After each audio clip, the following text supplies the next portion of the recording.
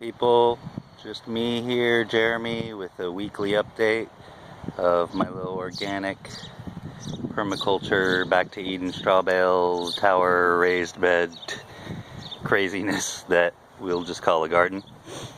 Anyway, just want to give you a little update for this week. Everything is just taking off and spring has sprung around here. Start over here in this raised bed. These sugar snaps are just going wild and crazy. I haven't done anything to stake these things up, but they're kind of just holding themselves up at this point, hanging onto each other. You know, they get these little tendrils going and wrap around everything and sort of support themselves. Everything else is in here is just flourishing. There are quite a few of these weeds and stuff, but it's not hurting anything. If anything, it's making the soil or the reused straw bales underneath more fertile. I'm not even sure what a lot of this stuff is. Like this stuff, I have no idea. Could it be dandelion? Could it be... who knows? All I know is I planted it and just stuffed it with seeds of all different types, and pretty much everything's growing, including some weeds, but it's not suffering at all, obviously. This pumpkin is just like super impressive. This is all one plant, this huge pumpkin vine. It just wraps around this whole thing and it's going off in a million different directions. There are pumpkins on there, but I haven't seen one yet that is fertile. You know, basically it needs to be pollinated, and I'm not even worrying about it. I'm figuring, you know, the pollinators will do their thing if they feel like it, and if I don't get any pumpkins, it's still a really nice cover and attractant to pollinators to do some other things. All these radishes are going to seed. You see these pods here, and those, once they dry out, I can harvest the seeds out of that. I'm just going to leave the radishes in there. And last year I had a huge one, you know, the size of my fist or a softball, and it was delicious. Even when they're not even supposed to be that big, they're still delicious. Got a whole bunch of these cherry tomatoes blooming and struggling to see the light of day, but they're hanging in there. All kinds of good stuff going on everywhere. Really, this is just, you know, more of a visual thing for me right now than just pulling food out. Of course, I have harvested quite a few of the sugar snaps and quite a bit of lettuce over the time, and some of this kale, and a lot of the lettuce is going to seed, which, I mean, there's no shortage of seeds when you're growing this stuff, and it finally does bolt.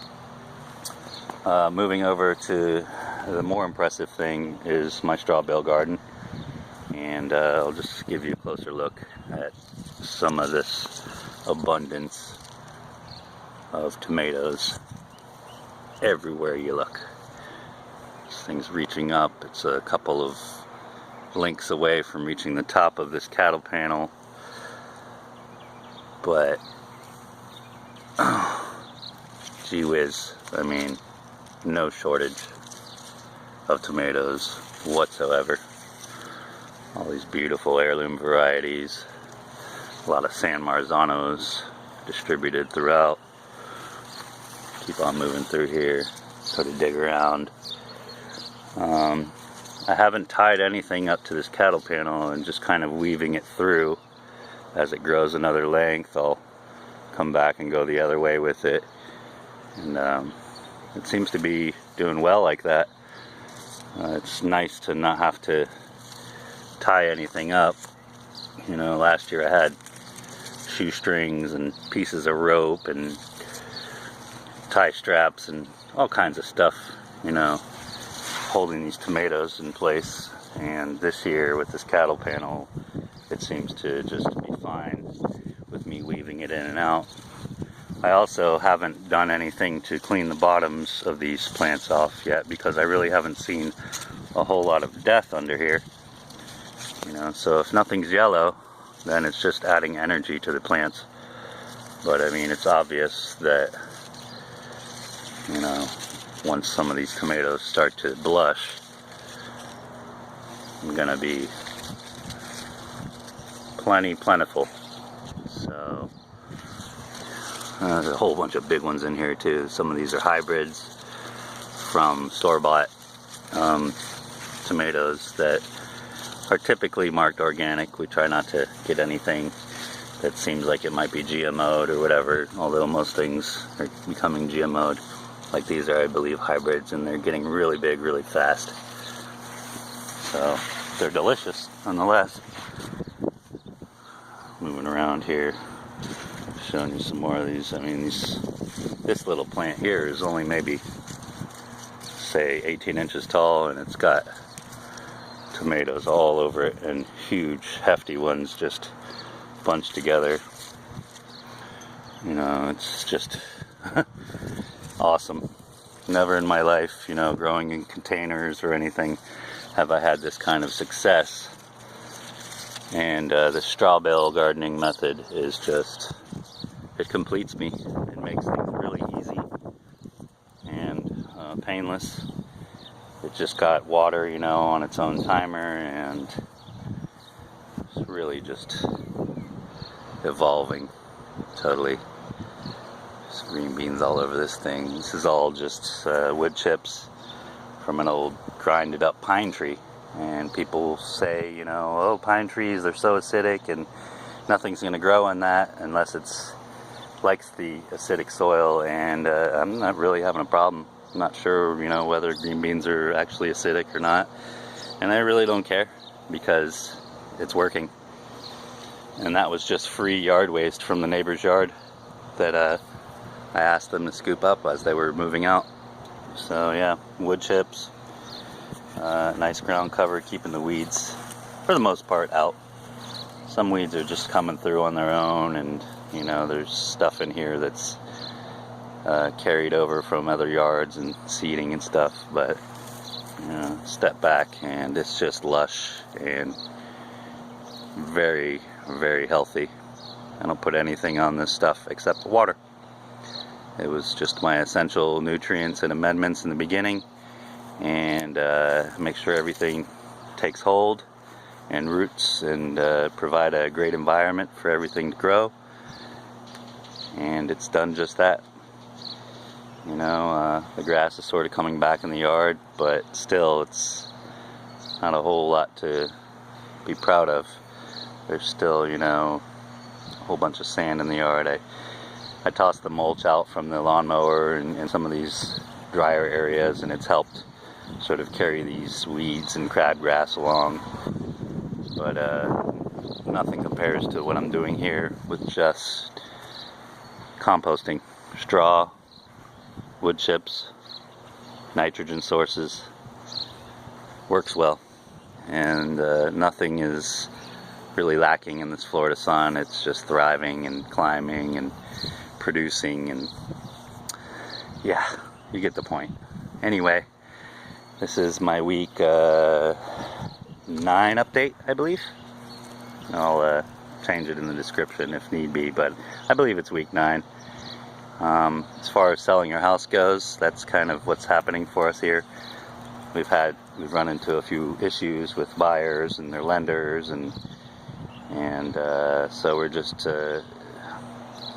being determined and sticking to our guns and hoping that, you know, we'll find the perfect buyer, and everything's in the hands of a realtor that we trust. So that should go smoothly. And in the meantime, you know, I'm starting to get a lot of tomatoes on this thing, so who knows, we might be around long enough for me to actually make a really nice harvest video.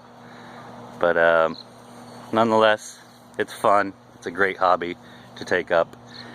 The only work I did was in the beginning, you know, putting this together, and it really wasn't that hard at all. It might have taken me a few hours to get things started, a few more hours to get seeds started in seed starting trays, and put things indoors under good fluorescent work light, and then transplant everything out and wrap all the soaker hoses throughout, and you know, get those bales conditioned for a week or so, and This is just amazing.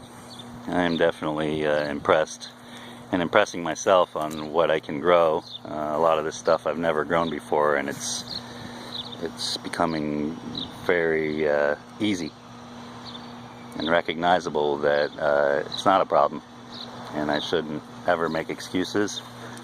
And as long as you got the right systems in place, things just thrive. So that's my week 9, I believe, update. I'll have to check on that. But yeah, we're looking good here. Really, really good. Tomatoes, any decent tomato in the supermarket is typically $3 or $4 a pound. And some of these tomatoes will probably get to 1 pound for one tomato. So obviously, you know, the costs of getting this started was around $100, maybe a little bit more, including, you know, the cattle paneling and everything. I would say about $150, and it's just totally worth it because it'll pay you right back as long as you keep it going. And come and check on it every now and then. I'm out here, you know, every other day, I'd say, checking the progress of this. And today I'm just blown away. We've had quite a bit of rain here and there, and lightning storms, and lightning always helps the rain, ionizes everything, and it's kind of the stuff that plants really thrive on. So after a good lightning or thunderstorm, everything just kind of explodes and swells up, and it's just a great feeling knowing that I can just be a steward with nature and follow those rhythms and sort of not really have a directive except just to grow food in abundance. And that's what I'm doing here. So try it out, guys. Straw bale gardening, look it up. There's a lot of DIYs. I won't get into the whole thing about how to get it started. It's pretty simple. You know, I can basically tell you, you set your straw bales up on their ends with the cut end up. You water them for 3 days. You put a nitrogen source, blood meal, urine, fish emulsion, things like that on for another 6 days and water that in. You'll start to see a little bit of life, little mushrooms and stuff coming out, and that tells you it's ready to plant. So once that's done, you put a nice fine layer, a couple inches of really good organic, you know, soil and organic matter, and put your seeds in and have your soaker hoses kind of buried underneath there to water from the roots. And put everything on a sprinkler timer, and you're good to go. And then it's all about just supporting the weight of everything and reaping the rewards. Thanks for watching. This video's 13 minutes now, so I'm gonna cut it loose here, and I appreciate everybody's comments and some new subscriptions, and hope to keep this thing going and get more support, and also along with our future adventures. But yeah, permaculture, it's where it's at. Thanks for watching. See y'all next week probably. Peace.